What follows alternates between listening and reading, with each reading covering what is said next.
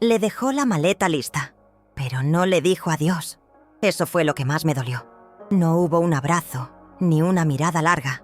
Solo esa maleta en la puerta, bien cerrada, como si ya no hiciera falta decir nada. «Es un regalo, mamá», dijo mi hija. «Un crucero para que descanses».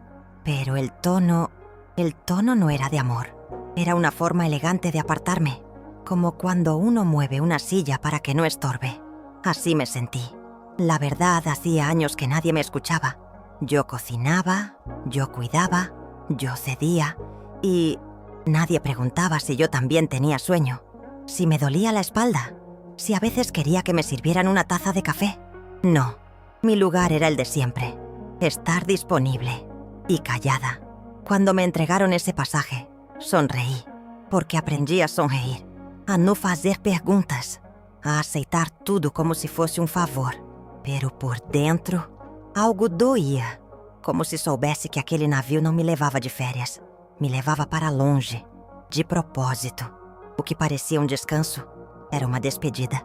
Me di conta disso aos poucos, durante as horas silenciosas naquele quarto de cabine. Eu olhava o mar e pensava, será que alguém sente minha falta? Nunca recebi uma mensagem, nenhuma chamada. Meu marido não respondeu nem quando tentei falar com ele. Minha filha disse que ele devia estar dormindo, pero yo sabía que no. Había algo en ese silencio, que gritaba. Y entonces, una noche, algo en mí se quebró. No fue escándalo, no fue rabia, fue una certeza suave pero firme. No querían que volviera. Decidí regresar antes, de tiempo. Y al abrir esa puerta, la casa ya no era mía. Esa casa que ayudé a construir con silencios, con ollas calientes, con noches sin dormir, ya no tenía espacio para mí. Y yo, que aprendí a callar, vi con mis propios ojos lo que ya intuía con el alma. Nunca me habían regalado nada tan caro, pero no fue el precio lo que me dolió. Fue la intención disfrazada de bondad. «Para que descanses», dijo mi hija, mientras evitaba mirarme a los ojos.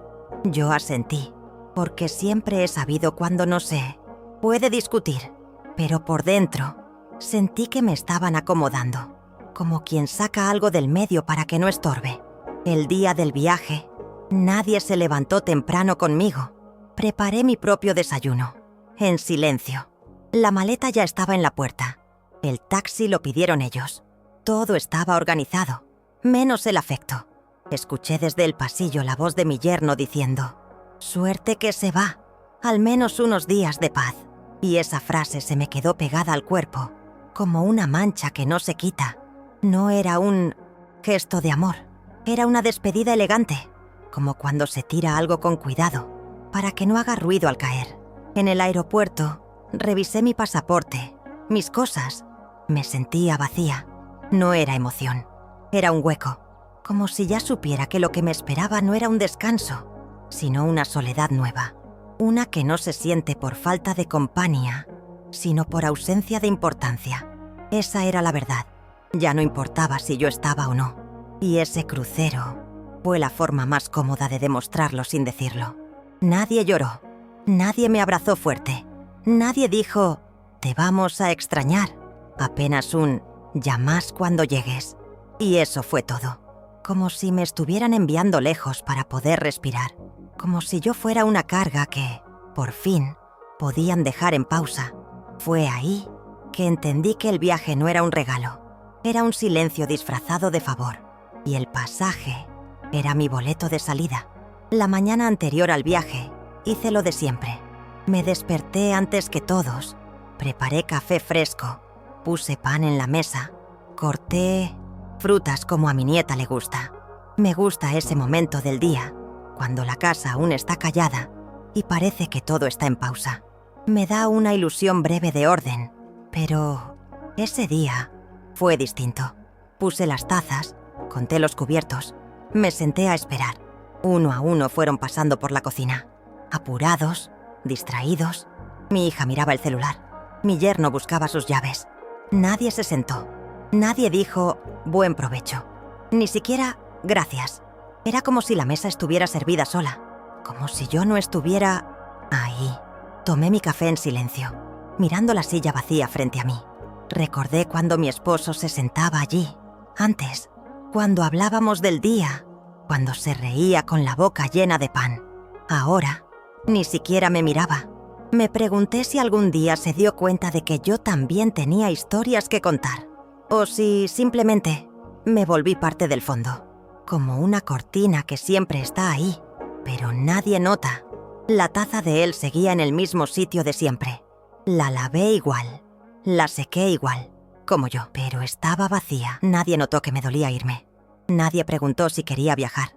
Solo lo organizaron todo y me dijeron cuándo salir, como si yo fuera una planta que hay que mudar de lugar, porque ya no combina con la sala. Ese desayuno fue mi despedida real, sin palabras, sin abrazos. Una mesa llena de ausencias. La última vez que serví café en esa casa, lo hice con un nudo en el pecho, porque ya entendía, no era bienvenida, solo era útil, hasta que dejó de hacer falta. Desde el crucero, los Largos días y eran. brillantes, pero por dentro, yo me sentía apagada. Caminaba por la cubierta, sonriendo por educación, tomando fotos que no tenía a quién enviar. Todos me decían que me veía bien, que debía aprovechar, que estaba en el paraíso. Pero ¿qué paraíso es ese donde nadie te espera? Donde nadie pregunta si comiste, si dormiste, si extrañas. El primer día intenté llamarlos, a mi esposo. Quería contarle cómo era la habitación, cómo se veía el mar desde el balcón. No respondió. Supuse que estaba ocupado. Al día siguiente volví a marcar. Nada. Envié un mensaje. Silencio. Entonces llamé a mi hija. Me atendió con voz cansada. Dijo que seguro él estaba dormido, o afuera, o distraído. Pero su tono fue seco, apurado, como quien atiende por compromiso, como quien quiere cortar pronto. Esa noche no dormí. Me quedé sentada junto a la ventana, viendo las luces del agua, escuchando el murmullo de otras risas, de otras familias. Me sentí vieja y sola, no por estar lejos, sino por entender con claridad que mi presencia hacía tiempo que había dejado de importar, que mi voz era apenas un ruido de fondo, fácil de silenciar. No fue la llamada no respondida lo que me partió por dentro, fue el eco, ese eco que queda cuando uno ya sabe que del otro lado no hay nadie esperando, ese eco que confirma lo que una sospechaba, pero se negaba a ver que el amor, cuando no se cuida, se convierte en rutina, y que la rutina, cuando cansa, te deja atrás, sin decir adiós. Yo quería que alguien me dijera, te extraño, solo eso, pero ni siquiera el celular se iluminó con una palabra amable. Entonces, supe, no había accidente, no había olvido, había decisión. Alguien había decidido no contestarme, y eso lo dijo todo. Volví un día antes. Nadie lo sabía. Cambié el pasaje en silencio, como quien vuelve al lugar donde sabe que ya no lo esperan. No era curiosidad, era intuición, esa que las mujeres tenemos cuando algo se rompe por dentro, aunque nadie lo diga. Llegué a la casa sin anunciarme. La llave aún abría. Aquel sonido del cerrojo fue el último gesto que me hizo sentir parte de algo. Empujé la puerta con cuidado. La casa olía a comida recién hecha. Había risas, risas suaves, íntimas. Avancé en puntillas, como si fuera una intrusa en mi propia historia. Los vi en la cocina. Él y su suegra, la madre de mi yerno. Estaban de espaldas, pero sus cuerpos hablaban. Sus gestos, su complicidad. Se reían como adolescentes. Ella le tocó el brazo. Él le sirvió vino. No era una escena improvisada. Era costumbre. Era algo que se repetía hace tiempo. Y yo era la extraña. No me vieron llegar, pero no hizo falta. Yo ya había visto todo lo que necesitaba ver. No hubo beso, no hubo caricia explícita. Solo esa mirada, esa forma de mirarse que no se tiene entre conocidos. Esa forma de estar cómodos, demasiado cómodos. Como si el lugar ya no me perteneciera. Como si ellos fueran los dueños ahora. Y yo una sombra que había sido enviada lejos para no estorbar. Me quedé quieta. Un segundo largo. No lloré. No grité. Sentí una paz amarga. Esa que llega cuando la verdad deja de esconderse. Ya no era suposiciones ni silencios. Era una escena clara. desnuda. Esa mirada no era nueva, solo que esta vez me tocó verla. Y en ese instante entendí que mi viaje no había sido casual. Había sido planeado, para abrir espacio, para borrar mi nombre con delicadeza. Pero cometieron un error. Me enseñaron, sin querer, lo que yo necesitaba para despertar. Y yo, que siempre había preferido cerrar los ojos, esta vez los mantuve bien abiertos. Subí las escaleras sin hacer ruido. Cada paso era un recuerdo. La madera crujía igual que siempre, pero algo en mí ya no era el mismo. Todo parecía intacto, pero yo ya no pertenecía. Entré a la habitación con cuidado. Mis cosas estaban ahí, sí, pero algo había cambiado. Lo noté en los detalles, en esos pequeños gestos que dicen más que 1000 palabras. En la repisa del pasillo, donde solía estar la foto de nuestro aniversario, había otra imagen, una reciente. Ellos dos, sonriendo, en una playa, con gafas oscuras y copas en la mano, como si la felicidad se pudiera imprimir encima del olvido. La mía ya no estaba, ni en esa repisa, ni en ningún rincón. Me acerqué al espejo, el mismo donde me peinaba cada mañana, donde buscaba en silencio una señal de cariño en mi reflejo. No quedaba nada mío allí, ni una carta, ni un perfume, ni un peine. Todo había sido ordenado, como si yo no fuera a volver, como si mi ausencia no doliera, como si, en lugar de extrañarme, se hubieran aliviado. Esa foto fue más que un retrato. Fue un mensaje, un aviso sin voz. Mi lugar había sido ocupado, literalmente. No con violencia, no con rabia, con calma, con planificación, con ese tipo de frialdad que no grita, pero hiere más hondo. Me detuve frente a esa sonrisa congelada en el marco. Pensé en todos los años compartidos, en las veces que dormí con los ojos húmedos esperando una caricia, en las comidas servidas, en las heridas no dichas, en los abrazos que di sin que nadie los pidiera. Y ahí estaba ella, sonriendo donde yo solía estar. No rompí la foto, no la toqué, la dejé ahí, porque entendí que no hacía falta pelear por un espacio donde ya no cabía, porque no se puede competir con la decisión de olvidar, y porque, por primera vez, sentí que mirar de frente el reemplazo era más digno que suplicar pertenencia. No me temblaron las manos. Tomé mi cepillo del baño, ese que aún estaba en su vasito, como si esperara una rutina que ya no volvería. Lo envolví en una toalla, sin apuro. Fui recogiendo mis cosas con la misma calma con la que pasé toda una vida, guardando dolores sin nombre. No dije nada, ni una palabra. Mi esposo seguía abajo, probablemente sin imaginar que yo estaba ahí. O tal vez sí, pero ya no le importaba. Esa indiferencia, más que una traición, era una tumba, porque uno no muere cuando lo traicionan, sino cuando lo olvidan vivo. Entré a nuestro cuarto, ese donde tantos años compartimos silencios y camas frías. Abrí el cajón donde guardaba mi anillo, ese que un día me puso con promesas de cuidado. Lo saqué, lo miré unos segundos y lo dejé sobre la mesa de noche, sin notas, sin escena, porque el amor no se suplica, y yo ya no quería que me amaran por lástima. Recogí también mis blusas, una bolsa de tela con mis agujas, un libro que nunca terminé, no porque no tuviera tiempo, sino porque siempre hubo otra prioridad antes que yo. Hoy ya no. Bajé las escaleras despacio.